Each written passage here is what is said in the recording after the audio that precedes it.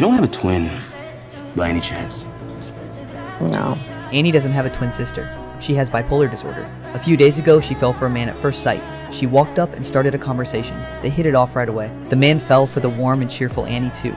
When it was time to say goodbye, neither of them wanted to leave. So they agreed to meet for a proper date in a few days. On her way home, Annie couldn't stop smiling. But after she got back, a wave of sadness suddenly washed over her. She looked around. The room was a complete mess. Everything felt so wrong. Her strength seemed to drain away in an instant.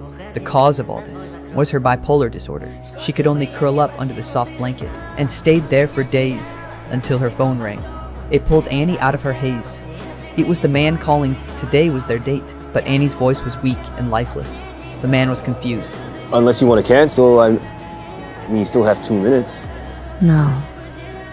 Come over, yeah. He came to Annie's place. She had no choice but to greet him looking like a mess.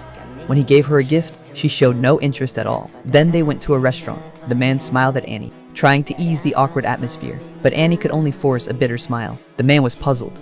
Annie seemed like a completely different person from a few days ago. You don't have a twin, by any chance? No.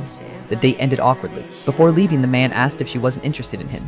Annie lied and said she just had a cold. She never told anyone about her bipolar disorder. She was afraid people would distance themselves once they saw her inner struggles. A few days later in the morning, Annie woke up. Suddenly, she felt a surge of energy. A perfect morning. Birds tweeting outside my window, the smell of fresh cut grass. Then she thought of the man. She quickly called him. Annie was filled with excitement and anticipation.